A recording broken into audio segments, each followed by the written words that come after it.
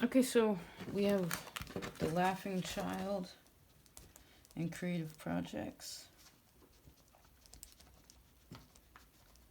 This seems like a gentle, again, like an inner child. I'm just creating, right? We're at the art table right now. It's lighthearted. It's not like expecting a bunch of things from it. Um, it reminds me all the projects a little bigger, but for instance, before this reading, I was like, let me practice my trees, and I used different like brush strokes just to kind of see. Like this one I sort of pushed up. This one I went side to side. This one I went across and down, and then I tried that same thing again with like a different color. So it might be just like testing and having fun with it. It doesn't have to be so serious. Maybe some of you with your creative projects, you want to take them less seriously. Even if you're working on, say, a creative project, you're trying to make a deck of cards, you're trying to write a book, you're trying to illustrate that book, you're trying to do make something into something else. It's like, okay, well, have fun in the middle. Like, I guess it goes into that. It's about the journey, not the destination here. Right, different trying. Let me try and see. Because some of you actually have a really good idea, and it's like, yeah, like when you are just playing or allowing it to flow, then some really beautiful things come in. I'd say, like, for instance, these two, I'm not a huge fan of them. Although that's the first and the second thing I done. But when we got into 3 and 4, I was like, yeah, I personally like the feeling of these trees. They make sense to me. I know I can replicate that, and it's fun. It's fun. And actually, for me to do those, I had to switch from this brush to this brush. I did a round to a fan to a flat. Oh, it's okay. This is a cheapy set, but it did its purpose, right? We don't need high-end art supplies to also do this either, right? It's just, right, we don't need to spend any money to do this creative project. I feel like you already have what you need there. All right, so let's actually see like what's up with art. Let me split it in 3. Okay. What's up with the art project? Okay. So some of you are going to scrap it. You're like, I hate it. I don't like it. Crumple, crumple, crumple, throw it in the trash. In that way, I don't think somebody's having fun with it. Now, if the crumple throw in the trash is because they're like, I don't care, I'll make another one. Like, they're not afraid to let go. They're not afraid that if it's destroyed, they're not afraid if no one sees it. They're just like making it and they're like, nah, I don't really like that. Like, for instance, I'm probably going to cut these off and do something else with them. You know what I mean? Maybe they'll just end up being like a scrap piece of paper that I use for notes. But with these, I'll probably keep these as like a reference point. Or maybe I'll send them as a postcard. I don't know. So with creative projects, I guess, if somebody, again, this shows a lot of seriousness around the projects. A child is not going to be laughing if the house is on fire and the parents are screaming and everything is crazy. Right? They're not laughing, they're crying.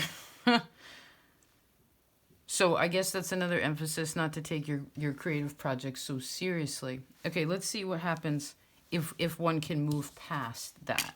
Oh, all of a sudden we're having fun with it. A person, I see. A mistake. I feel like we're yelling. It's because I'm getting excited. A mistake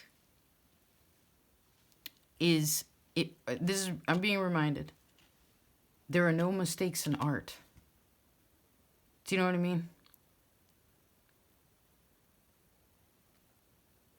Like, there are no mistakes in art. For instance, I'm not going to throw this one away because this has that little dark spots here and that little piece of paint went over here. I'm not going to throw that away. I still think it's good. I might incorporate it later. Again, I heard don't get down if it's not perfect. Because, again, it's kind of ruining. Like, when someone's trying to reach for this perfection, It reminds me of this old Virgo reading. We talked about how when you're worried about, when a person is worried about doing the right thing and making sure everything's so good and that everybody understands it, and what you try to get across comes across perfectly and everyone understands what you're trying to express and what it means. It's like there's so much stress in that when it finally arrives, the story in that Virgo lesson was about cooking.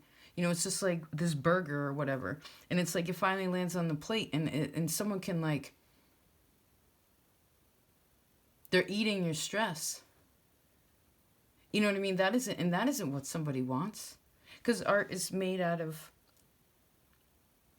Well, I guess art can be made from a lot of things. Maybe some of you don't know how to make art in a positive way. You know, a lot of times art is therapy. Right? I'm feeling sad, I'm going to write a poem. I'm feeling lonely, I'm going to paint. I'm feeling like whatever, I'm going to write this song.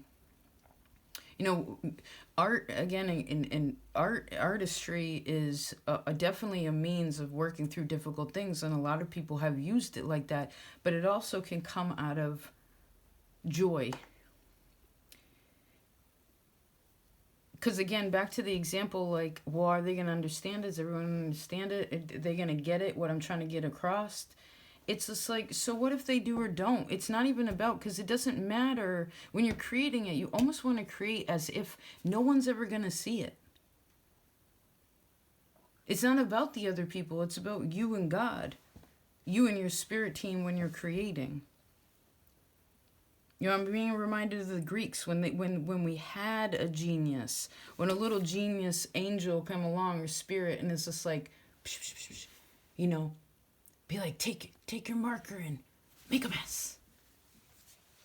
You know, maybe you do crumple it up, and then you uncrumple it, and you start drawing in the lines where all those dents are.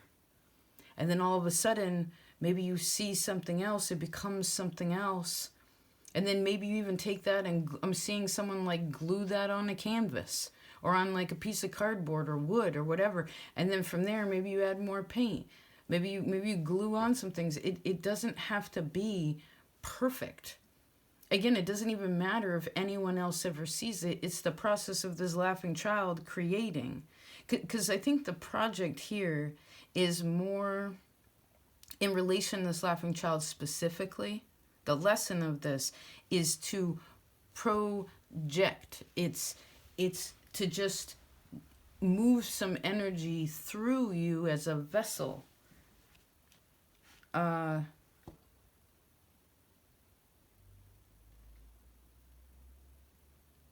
So maybe the whole giving up on a project, again, could just be the expectation to where it's going to go from there.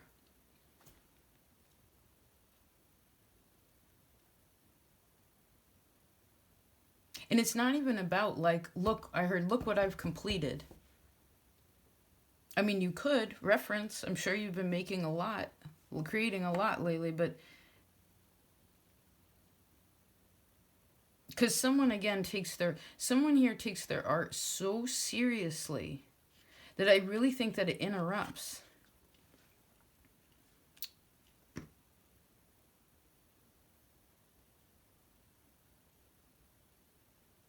You know, okay, I'm seeing another example. Someone was a potter, right? And they made all these pots, and then they finally put it in the kiln. They dried it enough, and then they put it in the kiln, and they turn the kiln on, and there's a certain amount of time, and then you come back, and you're supposed to take them out, and you can, you know, whatever. But when they opened up the kiln, it's like they had all exploded, and it was all shattered.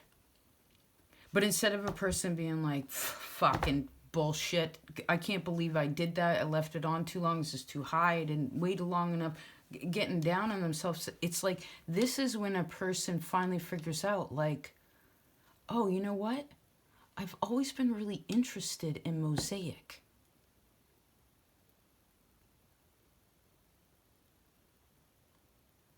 And all of a sudden, so like a mistake, again, could be something that really opens up a whole new level, right? The potter isn't that far the potter of vessels is not that far from the mosaic artist. You're working in the same, you know what I mean? So maybe some of you just need to, like, again, because I almost feel like someone actually becomes really good at something. Again, I'm seeing this mosaic. They're usually potter, they become mosaic. It's like, and then they do it for a long time because they're like, wow, I'm really into this. This is so much fun. I just love this. Now, they don't stop doing what they were already doing, but now there's this new, again, opportunity to create with something. And later down the line, someone might even ask, like, well, how did you even get into mosaic? Like, this is amazing. And it's just like, actually, it came from what I would have considered back then to be a huge failure and mistake. It was like a blessing in disguise. I would have never even took that step if this didn't happen sort of to me. You know, and okay. Interesting. Oh, I love it.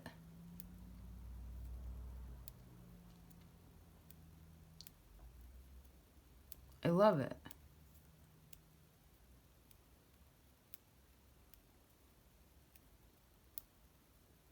Huh.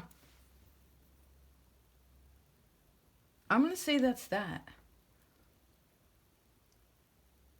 We're going to leave it simple, the message. Don't take your art too seriously. It's not to say you're not responsible. Obviously, you're showing up as the King of Wands. You're very responsible. But he does have a childlike spirit, too. He's fire.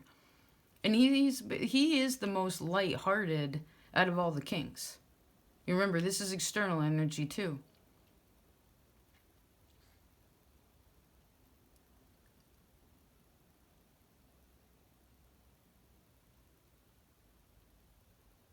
Because it's the ego that wants, it's the ego that's the negative of the King of Wands. It's the ego that says, this needs to be perfect. If what I am creating is not perfect, then I am a failure.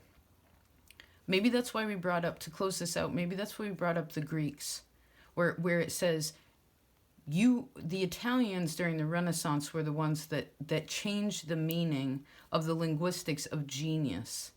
They made it, when we started painting humans specifically, which I think is interesting. But then the Italians took the Greek perspective and said, I am a genius.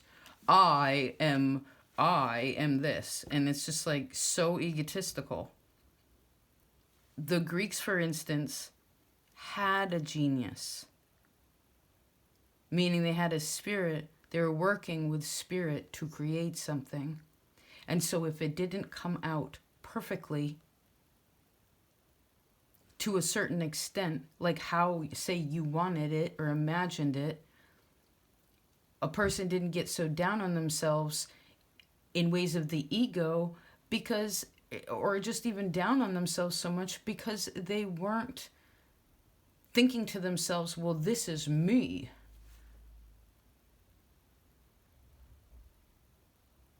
It's like, no, I'm just creating. Right? It's not about an identity. Like, a musician should make music because they love music. It doesn't matter if no one ever sees them. I'm being reminded of that artist that virgin man that had those dozens and dozens of those huge books of paintings with they were like little naked boys and girls. I forget his name, but like you could tell that he had never slept with a woman. He'd never even seen a woman naked, and so he actually drew girls with like little wee-wees because he didn't know. But it was like he was like a janitor or something. Like no one ever even knew that when he would go home, he would have that was his creative process. And now, so many people. I mean, sorry, I can't remember his name. I'm not good at people's names because again, it's not just them. It's whatever was created. So again, don't get down on yourself because, I don't know, someone didn't listen to your album or like you didn't get any Spotify hits or, I don't know, you especially in this new age world of all that kind of stuff. That isn't the point. you know, how many galleries somebody's in or what radio station your song's on. It has nothing to do with that. Again, the child laughs at this. It's like, what? Like the adult is talking to the child and the adult's like, well, don't you know this producer and that producer and this? And the child's just like, ha, no, I don't know who that is. They don't, they just want to make art, or they just want to create. I would not spend any money on art supplies, anything. I mean, if you need some new strings for your guitar and you haven't played in a long time and it's just old, yeah, sure, spend $10. But like hundreds of dollars, brand new, big, like, especially right now, don't buy any machines or, I mean, this is suggesting anything when you find this particularly. It's like, you don't need a huge, I'm seeing those big wooden things you like put, like an easel that you put a canvas on. It's like, you don't need that. You can just put it on the table. You could put it on the floor. You have what you need, and I heard you don't need any more. And maybe that also has to do with your own ability. You have what you need. You're good where you are. You're good who you are. And I feel like what you create is amazing. Some of you create out of nowhere like that too. Especially when you let your inner child play. It's like, oh my gosh. It's crazy. You know, like the yield of things. You're like, whoa. But then I feel like sometimes, especially if you do create like that, like out of nowhere, you do a whole bunch. It may be after that, you're like, well, I haven't created in a while. I heard also, don't get down on yourself. Because especially if you're a person, again, that creates a lot in a short period of time, again, when the inner child is open, you know, if you spread that out like a normal human being, you're not really waiting that long.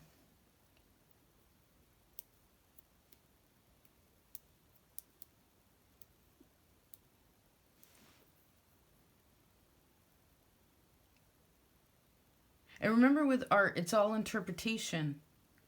But again, it's not about the way other people interpret it. Ultimately, it's not for that. It's this like, and I don't even know if it's exactly self-expression. It's just creating. Huh.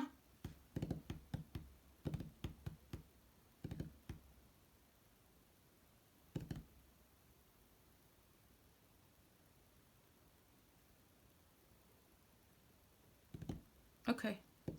I'm going to say that's that. I hope this was helpful. Peace out.